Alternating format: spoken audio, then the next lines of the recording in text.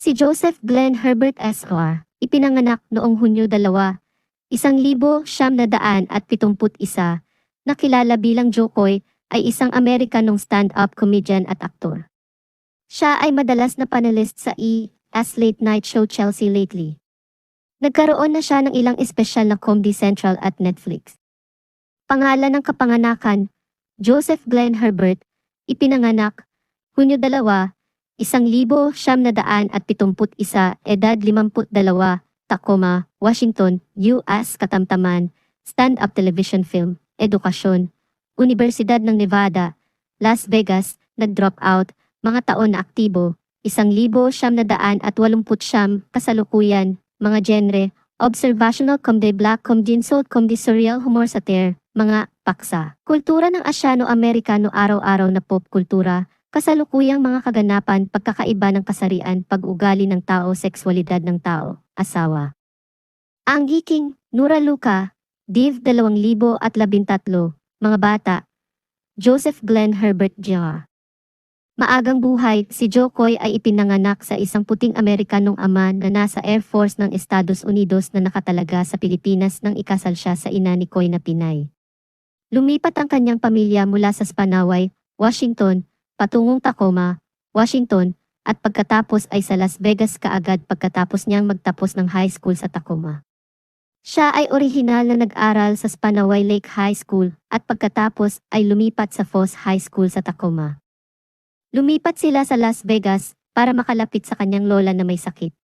Si Jokoy ay nag-enroll sa University of Nevada, Las Vegas, ngunit nag-drop out para ituloy ang stand-up comedy. Ang pangalan ng entablado ni Jokoy ay nagmula sa isang palayaw na ibinigay sa kanya ng kanyang pamilya sa kanyang paglaki, ibinunyag sa kanyang stand-up routine sa Phoenix, Arizona, noong Setyembre 22, 2019, na noong 1989.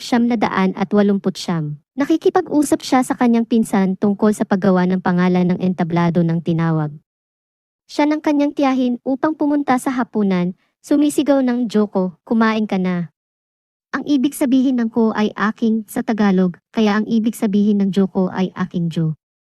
Maling narinig niya ito at naisip niyang sinabi niyang Koy, nagpasya na ito ay isang magandang pangalan at ginamit ito mula noon. Karera, pinahahalagahan ni Jokoy ang kanyang ina sa kanyang mga talento sa komedyante at pag-arte. Madalas siyang magkwento tungkol sa kanyang mga comedy show. Hinikayat niya siya na lumahok sa mga palabas sa talento sa paaralan at magsagawa ng mga impromptu na pagtatanghal para sa kanyang pamilya at mga kaibigan. Ito ay humantong sa mga pagtatanghal sa isang coffee house sa Las Vegas at nagbigay inspirasyon sa paglipat sa Los Angeles. Sinimulan ng batang comics ang kanyang stand-up career noong 1974 sa isang comedy club sa Las Vegas. Di nagtagal, lumipat siya mula sa open mic night sa isang regular na pwesto sa palabas na Catch, Rising Star sa MGM Grand Hotel and Casino. Pagkatapos magtanghal sa MGM Grand Las Vegas, nirentahan niya ang Huntridge Theater at nagpunta sa pinto upang magbenta ng mga tiket sa kanyang mga palabas sa komedya. Nakita ng talent coordinator mula sa Los Angeles si Koy at napunta sa kanya ang kanyang unang paglabas sa telebisyon sa Comic View ng BT. Siya ay lumabas sa 2 season ng Comic View. Ang komedyante ay napunta sa pagbibida sa iba pang mga TV stand-up specials tulad ng Jamie Foxx Presents, La Fapalooza. Si Jokoy ay nanalo sa Showtime sa Apollo. Nagumanap sa harap ng mga tropa sa US Tour, ay makikita sa iba't ibang VH1 I Love the 70s, 80s, 90s, True TV's World's Dumbest at New Millennium episodes, AMP mobile phone commercials at nakatanggap ng pangalawang imbitasyon sa Montreal Comedy Festival Just for Laughs, ang serye kung saan siya ay ginawaran ng prestihiyosong Gemini Award ng Canada. Si Jokoy ay isa ring regular na panauhin sa roundtable discussion ni Chelsea Handler sa E!'s Chelsea Lately. Si Jokoy ay lumabas din sa Punisher Tour ni Carlos Mencia na gumaganap ng stand-up comedy sa harap ng mga tagahanga na pumupuno sa 1,000 seat arena sa buong bansa noong 2005. Gumanap si Jokoy sa The Tonight Show kasama si Jay Leno. Naging isa siya sa ilang piling comics na tumanggap ng standing ovation sa palabas. Nagsimula siya ng isang podcast kasama ang komedyante at tea host na si Michael Yo noong Hulyo 23, 2012 na tinatawag na The Michael Yo at Jokoy Show. Si Koy ay lumabas din sa mahigit 100 episodes ng Chelsea Lately bilang season regular roundtable guest. Kabilang sa iba pang mga pagpapakita ang The Tonight Show starring Jimmy Fallon, At Midnight with Chris Hardwick, Vic Isa, World's Funniest Fails, The Joy Behar Show, Jimmy Kimmel Live, Last Call with Carson Daly at Jamie Foxx. La Fapalooza ngayon, ang komedyante ay naglilibot sa buong US at maririnig bilang lingguhang panauhin sa podcast, The Adam Carolla Show. Sumali siya sa pamilya ng podcaston at nag-host ng lingguhang podcast The Koy Pond. Nakagawa si Koy ng 2 may mataas na rating at matagumpay na comedy special sa Comedy Central. Don't Make Him Angry and Lights Out ang kanyang ikatlong espesyal na komedya ang Jokoy Live mula sa Seattle ay isang Netflix original ay inilabas noong Marso 28, 2017 sa buong mundo. Naglabas si Koy ng isa pang espesyal na Netflix na pinamagatang Jokoy Comin in Hot noong Hunyo 2020 noong Pebrero 2020.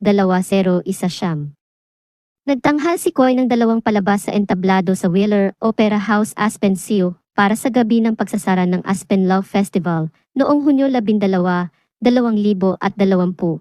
Inilabas ng Netflix ang Jokoy In His Elements, isang espesyal na komedya na nagtatampok ng mga Filipino-American comedian Dia at B-Boys noong Hulyo 28, 2022. Lumabas si Koy kasama ang producer ng pelikula na si Dan Lin sa Rise for Comedy Festival kung saan nakalikom sila ng $75,000 na donasyon sa non-profit na Search to Involve Filipino Americans SIPA noong Disyembre 21, 2023. Inihayag si Koy bilang host ng 81 ESPY Golden Globe Awards. Mga impluwensya, pinangalanan ni Koy si Eddie Murphy, Robin Williams, Billy Crystal, Whoopi Goldberg, Chris Rock, at Steve Martin bilang kanyang mga impluwensya sa komedya. Noong 2022, pinangalanan siya ng Blog Talk kasama si Ed Geracadio bilang isa sa 75 most influential Filipino-Americans. Personal na buhay, si Koy ay may isang anak, si Joseph Herbert Jr. Ipinanganak noong Abril 21, 2003 mula sa isang dating relasyon kay Angiking si Koy at ang kanyang anak ay naninirahan sa San Fernando Valley area ng Los Angeles, California, noong Setyembre 27, 2021.